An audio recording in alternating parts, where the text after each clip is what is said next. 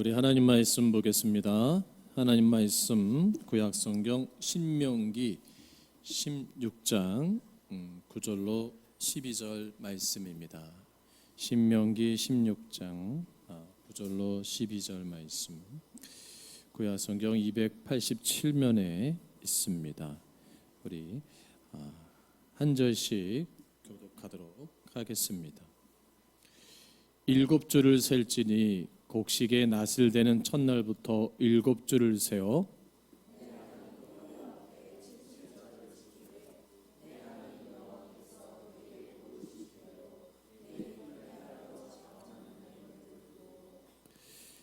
너와 내 자녀와 노비와 내 성중에 있는 레위인과 및 너희 중에 있는 객과 고아와 과부가 함께 내 하나님 여호와께서 자기 이름을 두시려고 택하신 곳에서 내 하나님 여호와 앞에서 즐거워할지니라.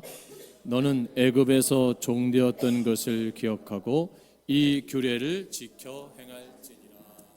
아멘. 할렐루야. 참 즐겁고 복된 주일입니다. 우리 앞에 자녀분들에게 사랑합니다, 축복합니다 인사하겠습니다.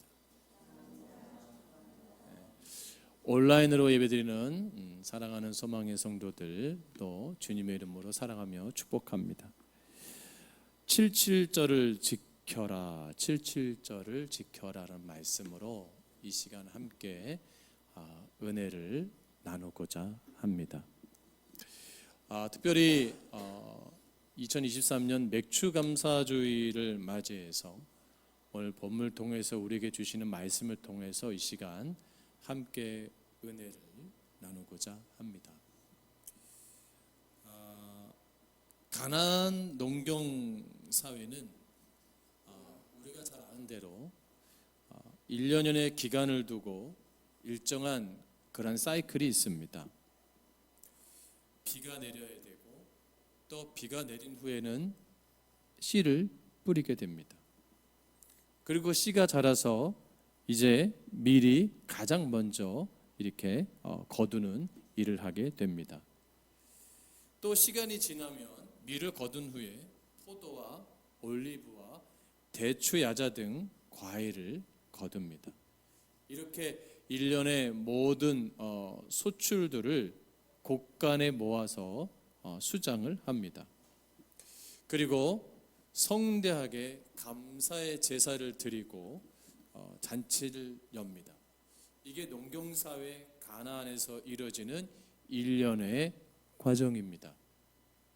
근데 중요한 것은 오늘 본문은 이스라엘 백성들이 아직 가나안에 들어가기 전이에요. 지금 광야 생활 가운데 모압 평지에 그들이 있을 때입니다. 그러니까 이 16장에 하나님께서 주신 말씀은 광야에 이동 중인 텐트족들이 유목민이 말씀을 듣기에 농경사에 접합한 말씀이라 좀 이해하기 어려운 말씀일 수도 있는 거예요. 어떻게 보면 오늘날 도시화된 우리 시대 가운데 아니 농사 짓지도 않고 밀농사 짓지도 않는데 굳이 맥추감사주의를 드려야 됩니까? 라고 반문한 분들도 있어요. 그러나 오늘 본문에 주신 말씀 우리가 잘 묵상을 하고 이 시대도 여전히 우리가 우리의 삶 속에서 하나님 앞에 왜 감사해야 되고 왜 영광을 돌려야 되는가 본문을 통해서 함께 은혜를 나누고자 합니다. 우리가 잘 아는 대로 광야는 이스라엘 백성들을 향한 하나님의 영적인 훈련소였습니다. 광야에서 하나님은 이스라엘 백성들을 먹이시고 입히시고 또 그들을 신앙적으로 훈련을 시키셨습니다. 자, 이젠 약속의 땅 가나안은 그럼 뭐예요? 광야에서 배웠던 신앙을 실제로 실현해가는, 나타내고 증명해야 되고 입증해야 되는 삶의 현장인 겁니다. 우리는 우리의 삶에 있어서 뭐예요? 하나님께 배운 영적인 훈련을 내 삶 속에서 나타내야 되고 또 입증해야 되고 우리가 드러내야 될 줄로 믿습니다. 그런 점에서 볼 때 신명기 16장의 말씀은 하나님께서 이스라엘 백성들에게 약속의 땅 가나안에서 더 이상 이동민이 아닌 유목민이 아닌 농경사회에서 정착민으로 지켜야 될 또 행해야 될 것이 무엇인지를 말씀하고 있는 거예요. 특별히 우리가 16장을 보게 되면 왜 16장이 중요하냐? 바로 이스라엘의 민족이 백성이 지켜야 될 3대 절기를 말씀하고 있어요. 그래서 16장 1절로 17절에 3대 절기에 관한 말씀인데 제일 먼저 1절로 8절 말씀은 유월절에 관한 말씀을 하시고 계세요. 우리가 안 들어 유월절은 뭐예요? 하나님께서 애굽에서 구원하심으로 그 해방을 기억하라는 의미고, 그래서 16장 1절에 아빕월이라고 기록되는데 아빕월은 지금으로 치면 3, 4월을 말하고 있는 거예요. 그래서 3, 4월 그 시기에 유월절을 지키게 됩니다. 그리고 유월절에는 무교병을 먹었는데 그래서 이 시기를 무교절이라고도 불리기도 했습니다. 둘째로는 오늘 본문에 뭐예요? 77절이에요.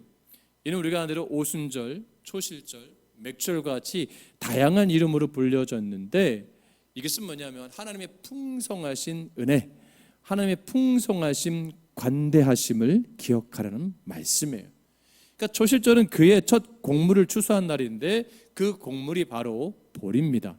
그래서 초실절은 이스라엘 사회에서 맥추절이라고도 합니다. 유월절이 지난 안식일에서 50일 후이기 때문에 또한 오순절 날에도 불리고요. 시기는 보리 추수가 시작되고 밀 추수가 끝나기까지 기간이었기에 맥추절 후는 맥주의 초실절이라고 불렸습니다. 역사적으로는 모세가 시내산에서 율법은 받은 날로 이 오순절을 기념하기도 했습니다. 이 절기에는 자녀나 노비나 성중에 거하는 레위인, 객, 고아, 과부가 함께 식탁에 앉아서 하나님께 주신 풍성하심의 은혜와 복을 나누는 절기입니다. 세 번째로는 우리가 잘 아는 초막절이 있습니다. 수장절입니다. 이것은 하나님의 신실하심을 기억하는 절기입니다. 이 절기는 오늘날의 추수감사절과 같은 풍성한 축제인데 77절과 마찬가지로 성중의 모든 사람들과 함께 식탁에 앉는 그러한 즐거운 축제였습니다. 이 세 절기는 이스라엘 백성의 모든 남자가 1년에 반드시 이 절기를 지켜라라고 말씀하고 있어요. 그래서 하나님께서 택하신 곳으로 올 때 절대로 빈손으로 오지 않고 하나님께서 주신 복을 따라서 그 힘대로 하나님께 드린 물건을, 예물을 가지고 와서 드린다고 말씀하고 있어요. 그러면 왜 하나님께서 이 절기들을 지키게 하셨을까? 그것은 이 절기를 지킴을 통해서 이스라엘 백성들이 하나님에서 기뻐하고 즐거워하는 삶을 가르친 것이고, 또 이스라엘 백성이 존재하는 이유, 그 나라가 세워진 이유가 뭐예요? 다 하나님부터 되어진 것을 기억하게 하신 거죠. 이런 관점을 가지고 오늘 특별히 6월절, 77절 또 이 초막절 중에 우리는 77절에 대해서 좀 더 은혜를 나누고자 합니다. 보리 수확과 관련되어 있기 때문에 맥추절, 77절 또는 오순절로 불리는데 6월절 둘째 날부터 7주간을 헤아린다고 해서 77절이라고 해요. 또 6월절로부터 헤아리면 50일째 된 날이라고 해서 오순절 날이라고 부르기도 합니다. 그러니까 유대인들은 전통적으로 6월절 둘째 날 보리의 첫 열매를 거둬서 하나님께 바쳤습니다. 그러니까 초실절을 지키라는 말이 바로 이것을 가리키는데, 유대인들은 맥주를 되면 보리 한 오멜, 한 묶음을 하나님께 가져왔어요. 그래서 이것은 뭐냐면 하나님의 수확을 허락하셨다. 수확의 절기의 표현인 겁니다. 이때는 밀과 보리만이 아니라 각종 실과들도 익기 시작하고 그럴 때이기 때문에 사람들은 하나님이 주신 땅에서 난 귀한 열매들도 또 가져오기도 했습니다.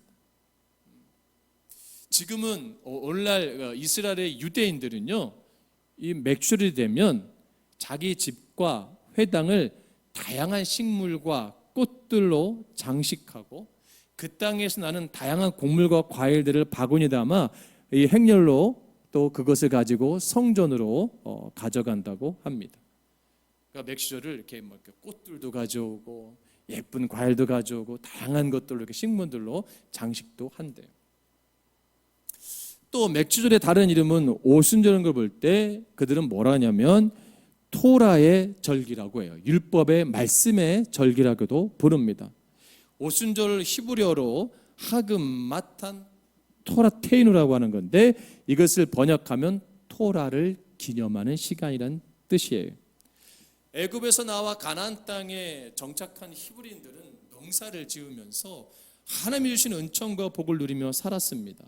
그때 그들은 지나온 역사 속에서 함께 하신 하나님의 은혜를 기억하는 거예요. 여러분, 우리가 살아가면서요 하나님의 은혜를 기억하는 것이 굉장히 중요합니다. 그게 왜 중요하죠?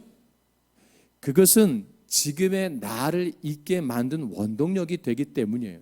여러분, 부모님에게 왜 은혜를 기억하죠? 지금의 나를 존재할 수 있게 만들어주신 분이기 때문이에요. 여러분, 학교의 은사, 선생님, 좋은 멘토를 왜 은혜를 기억하죠? 내가 온전한 자아를 가질 수 있도록 가르쳐 주신 은혜가 있기 때문이에요. 그러니까 우리가 이런 내 안에 여러분 또 좋은 믿음으로 여러분에게 좋은 영향을 준 분들이 있다면 믿음의 은혜로운 분들을 잘 기억하시기를 주의 이름으로 축복합니다. 하나님께서는 이 기쁨을 혼자만 누리지 말고 독식하지 말고 땅을 분배받지 못한 그래서 추수를 할 수 없은 또 연약한 그러한 사람들과 이웃들에게 그 은혜를 어떻게 해요? 흘러 보내라. 그러니까 풍성함은 뭐예요? 독식하는 게 아니고 흘러 보내는 거예요. 그래서 유대인들은 이 과실나무를 담벼락에 쫙 키우는데 대추 야자라든가 여러 가지 뭐 무화과라든가 키우는데 일부러 가지를 담장 너머로 늘어뜨린대요. 그러면 담장 밖에 있는 건 내게 아니에요. 그래서 지나가는 나그네나 어린아이나 행인이나 배고픈 사람들이 그 과일을 따서 먹을 수 있는 여유로움을 주는 거예요. 지금은 아파트 문화니까 그런 게 없는데 과거 우리 시대에도 이렇게 담장에 보면 밤나무든 뭐 대추나무든 감나무 있으면 가지가 넘어가면 이렇게 지나가는 사람이 따먹기도 했잖아요.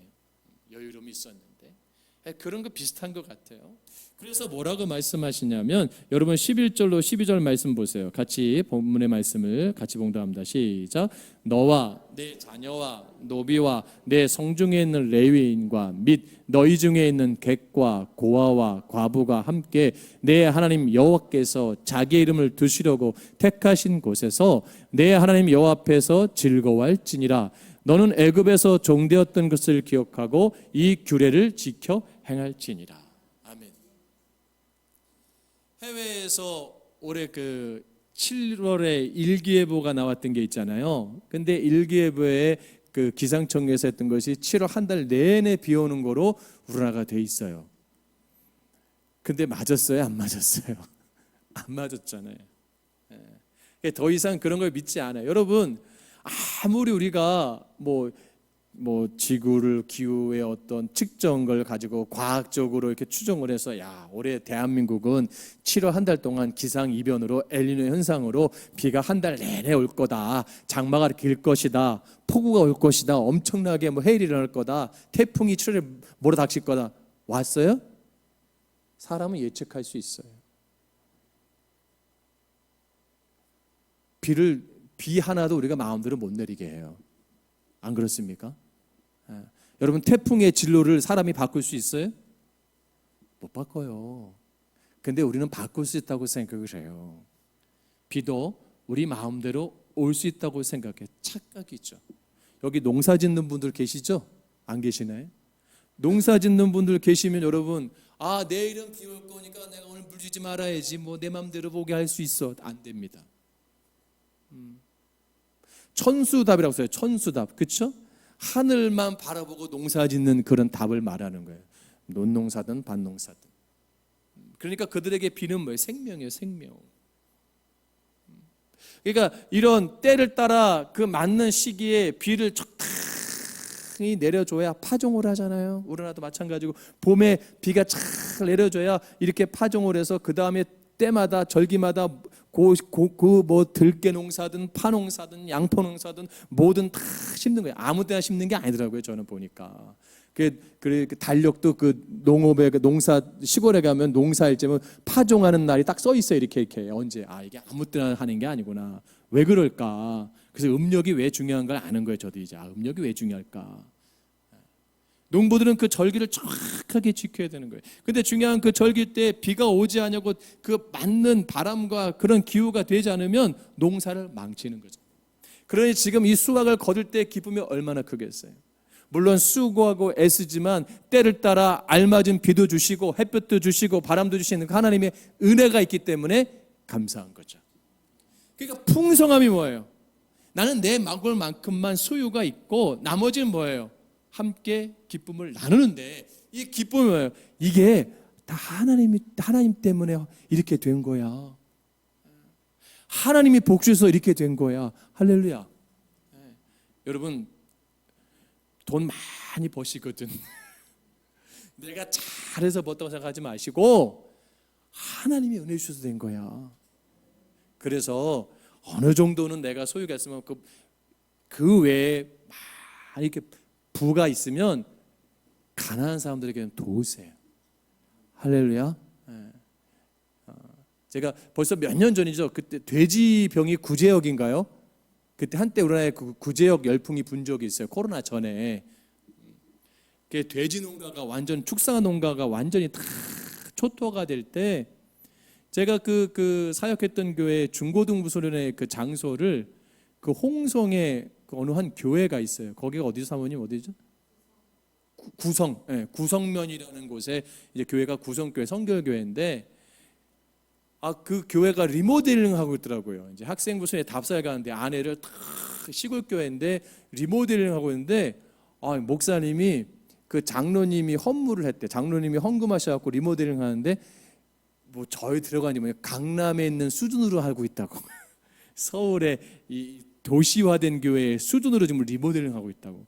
그럼 비쌀 거 아니에요. 돈이 그래도 아무리 그 예배당 시골교회도 한 뭐 1억은 들 거 아닙니까? 그렇죠? 요만한 거 해도 지금 뭐 어느 게 1억이 든다고 하는데 그 뭐 2, 3억 들 거 아니에요. 이유를 봤더니 그 장로님이 축산업을 해요. 그 홍성은 그런 축산 농가가 많아요. 시골에 가면. 근데 놀라운 것이 이 돼지들을 미리 다 죽여요. 이 구지역이 이제 돌면 미리 그냥 산채로 매장을 시켜버리는 거예요. 그러면 이제 나라에서 돈을 주는데 그러나 그것이 이제 다 돼지들을 죽여버리니까 뭐가 괴자면 새끼 돼지값이 뛴 거예요. 아시겠죠? 새끼를 사야 또 키울 거 아니에요. 축산업에서 애미들 다 죽여버렸으니까. 근데 이 새끼 돼지들도 백신을 맞아야 돼요. 코로나 백신처럼 다 맞아야 돼요. 근데 반응이 검사할 때 양성이 나면 이 새끼들도 다 그냥 매장시켜버리는 거야. 다 싸그리 전부 다. 근데 그 동네에도 이제 구지역이 들어왔어요. 근데 이 장로님네의 새끼들만 면역이 생겨버렸어. 여러분 농사를 안 지니까 감동이 안 되죠. 뭐 그럴 수 있죠. 아니 이웃집 최간에 박간에 모든 돼지들은 다 걸렸는데 그 장로님네 축사한 고기만 돼지 축사만 멀쩡한 거예요. 그러니까 그 나라에서 나오잖아요. 그런 축산과에서 나와서 검사하잖아요. 그러니까 희한하네. 도장을 엉덩이 다 찍어준 거야. 정상. 그러니까 얘네는 메모를 안 시켜도 되는 거야. 그러니까 돼지값이 6만 원 하던 게 막 3배로 뛰는 거야. 3배로. 금방 팔리죠. 왜? 다 죽였으니까. 그거 사다가 키워야 애미들 만들어야 또 살 수 있으니까. 그러니까 원래의 값만 딱 계산해서 수익을 갖고 배로 뛰는 값을 전에 헌금한 거예요. 이것도 쉬운 게 아니에요. 그러면서 목사님이 하나님 은혜라고. 그분이 부임하신 지 얼마 안 돼. 그러니까 장로님하고 그 시골 교회니까 마당에서 테니스 치시더라고. 테니스. 그러니까 장로님한테 막 그러고 하나님 앞에 봐. 이게 하나님 앞에 순종하니까 복 주신다고. 그러니까 장로님이 하나님 했는데. 그리고 내가 일정한 부분에 내가 애쓰고 내가 수한 몫을 알잖아요. 근데 그것보다 배 이상의 예상하지 못한 엄청난 은혜가 있으면 여러분 그걸 독식하지 마시고 나누세요. 할렐루야. 우리 소망교회도 그런 교회가 돼야 됩니다. 야, 우리만 배부르고 우리만 잘되고 우리만 부흥하는 교회가 아니라 우리 교회가 잘 부흥하면 여러분들이 지역 내 어려운 교회들, 작은 개척교회들, 여러분 개척교회들이 얼마나 힘든 줄 아세요? 최저 생계만도 안 돼요.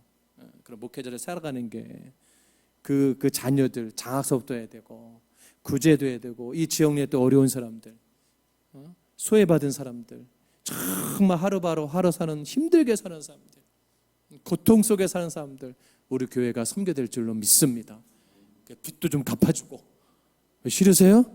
그런 일도 해야 되는 거예요. 그들의 어떤 이렇게 좀 도와주고 다시 한번 이 사회에 나가서 힘을 쓸 수 있는 그러한 서포터가 될 수 있는 능력 있는 교회, 은혜가 있는 교회 되기를 주님 축복합니다. 그래서 여러분 어떻게 해요? 여러분 복을 받으셔야 돼. 하나님 주신 은혜를 받으셔야죠. 풍성함을 누려야죠. 그래서 이것이 뭐예요? 나눔의 절기가 된 거예요. 이 절기가 5월에서 6월이 해당되는 절기예요. 이로부터 포도나 올리브 등 과일들을 추수합니다. 이것은 뭐예요? 이제 새로운 또한 뭐예요? 축복의 시작인 거예요. 그러니까 이스라엘과 우리가 좀 비슷하잖아요. 우리도 보리 수확을 끝나면은 이제 사과가 나오는데 아오리 사과. 파란 거 여름에. 이제 복숭아가 나오더라고요. 이제 옥수수가 열리고 막 자두도 나오고 여름엔 과일이 없을 것 같은데 막 나와요. 참외도 나오고.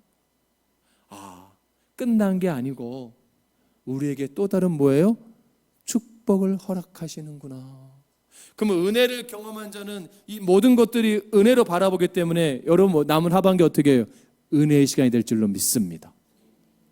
똑같은 현상을 바라볼 때 전반기에 베풀어 주신 은혜를 기억하면서 또 남은 하반기를 바라보면서 여전히 그럼에도 불구하고 은혜 주신 하나님께 감사하고 남은 하반기에도 주실 은혜에 감사해서 하나님께 영광 돌리는 절기가 바로 이 맥주 감사주일 77절이라는 사실입니다.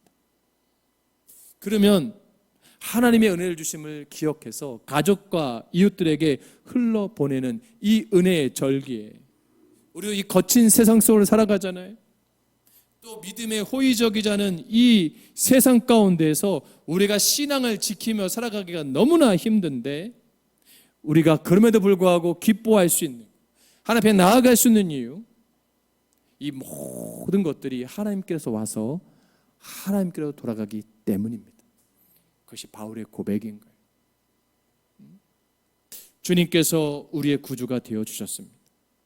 절기를 지키면서 신앙생활을 했던 이스라엘 백성들처럼 우리도 매일매일 삶에서 하나님 앞에 감사하는 삶을 사셔야 돼요.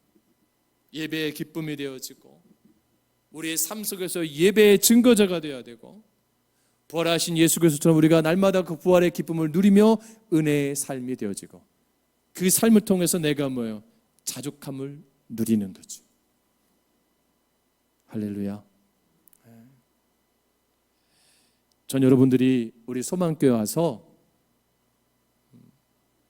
정말 예전보다 더 많은 풍성함의 은혜의 삶이 되길 주님은 축복합니다. 할렐루야. 그래야 돼요. 그래도 소망교회 다니면서 참 예전에 느끼지 못했던 은혜가 더 배가 되고 있구나. 고백하는 우리 모두에게를 주님은 축복합니다. 이 절기가 또한 뭐예요? 노예 생활 속에서 주권이 없는 내 것 소유가 없는 배급받아 살았던 이스라엘 백성들이 약속의 땅에서 이제 내 소유에서 내 것을 갖는 그 의미예요. 여러분, 내 땅이 아닌 곳에 아무리 열심히 일해도요, 그 농부는 기쁨이 없어요. 도지 받아서 해보세요. 그게 얼마나 기쁨이 되겠어요. 수확은 많다 해도 늘 마음이 허전한 거예요. 여러분, 저도 뭐 전세 살고 있지만 월세 아닌 월세예요. 그런 거에 살고 있지만 내 집 같이 살고 있지만 내 집 같지 않은 거예요. 그래도 희한한 게요. 이거 우리 주인이 설교 들으면 안 되는데. 우리 사장님이 가끔 보거든요. 오해하지 마세요, 사장님. 저 사장님을 사랑합니다. 눈치가 보일 때가 있어요. 제가 괜히 너무 잘해주시거든요. 교회 우리 교회도 헌금도 보내주시고 이렇게 또 신실하신 그 감리교 권사님이시고 믿음 생활 잘하시는데 얼마나 저를 어려워하는지 몰라요. 목사님. 근데 저도 모르게 복도 사택 들어갈 때 다니한테 조용히 하라고 뛰지 말라고. 우리 안에 그 구두 소리 주무신다고. 주인님 주무신다고. 안 그래도 되거든요. 쓰레기 또 제가 낮에 버리면 우리 아내가 때려요. 그 일하고 있는데 눈치 없이 저녁에 다 해넘어가고 버리라고. 예. 그렇구나. 내가 잠을 자고 있지만 기쁘지 않은 거예요. 이런 마음이 아닐까. 바로 이런 거예요. 그러니까 약속의 땅에서 기업의 땅에서 내 토지에 내 소유에서 얻은 기쁨이 얼마나 클까요? 아멘. 여러분 그래서 비유는 적절한 건지 모르지만 여러분 자녀가 얼마나 이뻐요. 그렇죠? 내가 낳았기 때문에. 근데 여러분 그 자녀가 누구 닮았어요? 다 엄마 아빠 닮았잖아요. 솔직히 말하면 그렇게 이쁘지 않아요. 다른 사람 보면. 근데 나는 뭐예요? 너무 예쁜 거예요. 왜? 날 닮았기 때문에. 다른 사람 보면은 애들 다 그렇지. 뭐 애기들 뭐 그냥. 나는 꿀이 떨어지는 거예요. 저는 아이들 참 좋아하는데 정말 아이들을 좋아합니다. 저는 성향 자체가. 근데 제가 봐도 저 애기 정말 이쁜 아이들이 있어요. 이쁜 애기들. 정말 인형 같고 예쁘고 잘생긴 아이가 있는데 솔직히 우리끼리 말하지만 애기라고 해도 귀엽네요. 사랑스럽네요. 똑똑하게 생겼네. 청명하네. 볼봐 이렇게 이쁜가. 그러니까 뭐 잘생겨 이쁘지 않아도 그냥 그렇게 표현하잖아요. 그죠? 부모는 근데 뭐요? 꿀이 떨어져. 그냥 부모는 꿀이 떨어져. 뭐 시온이 영광이 우리 솔직히 말하지만 엄마 아빠 눈에만 또 설교 듣겠구나. 또 하지만 남들이 보면 저 4차원 같은 놈 저 시온이 저 정신이 왔다 갔다 하는 것 같아. 막 지아빠 닮아갖고 그죠? 똑같고 다 이러잖아요. 남이 보면 그냥 그래요. 한결이 한송이 뭐 그쵸? 어디면 그냥 귀엽고 똘똘 생겼네. 뭐 잘생겼다, 이쁘다, 멋지다.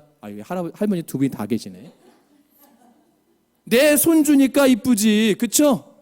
다른 사람 보면 그냥 그런 거요. 우리 애도 마찬가지고 은솔에서도 마찬가지예요. 다른 사람 보면은 여자애같이 생겼구나. 우리 서미수 집사님이 낙원제일교회 있을 때 서연이를 보고 충격을 받았대잖아. 아기 때. 아빠도 좀 잘생긴 것 같고 사모님도 이쁜데 애가 별로 아니네. 이거 싫어요. 고백하셨어요. 근데 크면서 점점 이뻐지더래. 남이 보면 객관적이에요. 근데 뭐야? 내 자녀는 너무 예쁜 거예요. 내 소유이기 때문에. 여러분이 수고해서 일해서 내 거에서 얻은 수확이 얼마나 크겠어요. 그 은혜를 고백하는 거죠. 하나님의 주심으로, 하나님의 허락하심으로 이 은혜가 내게서 널러간다. 여러분, 가나안 땅에 들어간 이스라엘 백성들이 이 땅에 하나님 나라를 이루었고 또 신약 시대에 오순절 성령 사건을 통해서 이 땅에 교회가 세워졌듯이 이 땅에 세워진 교회로서 우리가 성도로서의 사명을 놓치면 안 됩니다. 그러면 교회는 어떤 곳이 되어야 될까요? 은혜를 흘러보내는 교회가 되어야 됩니다. 그래서 고아와 객과 나그네가 함께 모여서 예배드리는 곳이 되어야 됩니다. 그럼 이겨요. 아까도 말씀해 가족과 함께 나누잖아요. 가족. 우리 교회는 가족이잖아요. 그러면 교회가 밖에 세상의 삶에서 잘할 책임이 있지만 교회 안에 어려운 분들도 어떻게 해야 돼요? 우선적으로 살피고 돌아봐야 되는 거예요. 할렐루야. 그 일에 우리가 쓰임 받을 줄로 믿습니다. 혼자 계신 어르신이 있으면 교회가 잘 관리해야 되고, 또 홀로 되신 미망인이 계시다면 잘 섬겨줘야 되고, 홀로 남겨진 어르신이 계시다면 잘 보살펴야 되고, 사업이 망한 분이 있으면 그래도 그 생계를 어느 정도 유지할 수 있도록 교회가 도와줘야 되고, 어느 집에 아이가 대학을 가는데 등록금이 없으면 우리 교회가 도울 수 있는 그런 교회가 될 줄로 믿습니다. 이게 그런 마음을 갖고 살아야 돼요. 그게 바로 이 맥주절의 정신인 거예요. 우리가 이렇게 은혜롭게 살아갈 수 있는 거, 하나님 앞에 영광 돌릴 수 있는 게 다 하나님의 은혜이기 때문에.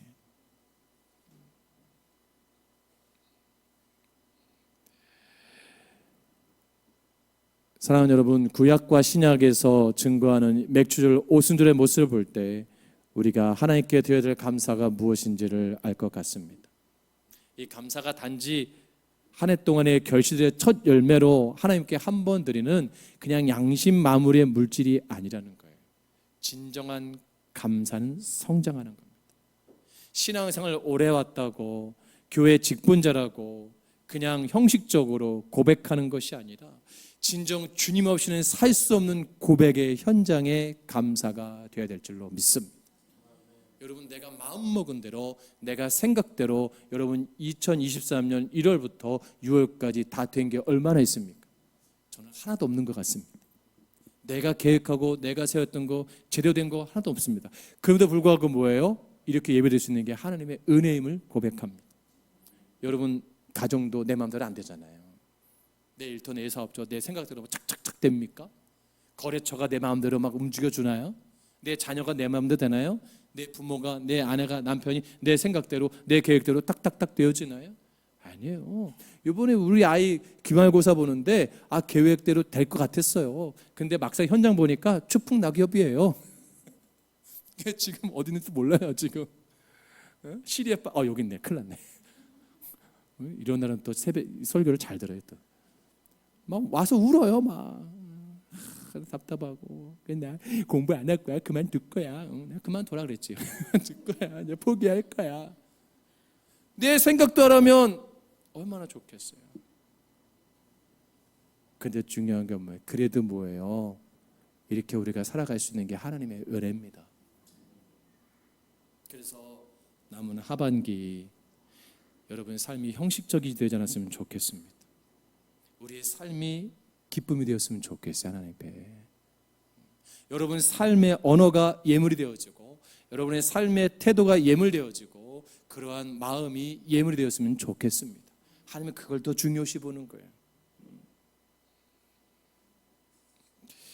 당연하게 생각했던 하루가 매일 하나님 주신 은혜임을 기억하시기를 바랍니다. 여러분, 병상에 누워있는 분, 깨어나기 위해서 얼마나 기도하는 분들 많이 있는지 모릅니다.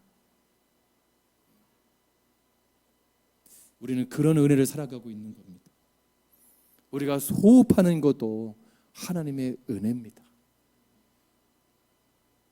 유명한 우리나라의 성악가가 어느 김천의 지방 공연에 갔다가 여자 화장실에 갔다가 심정지로 죽었잖아요.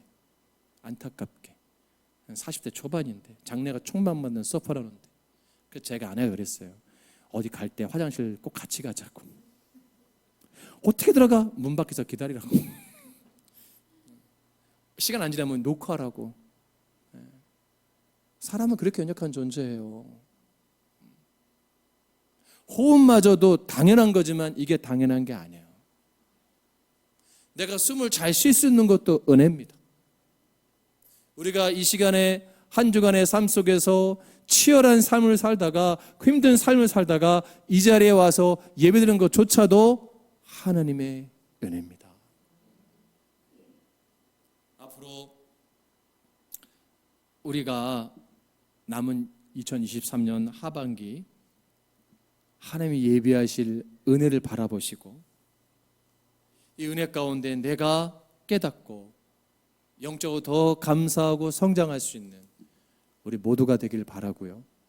우리 교회가 되기를 바랍니다.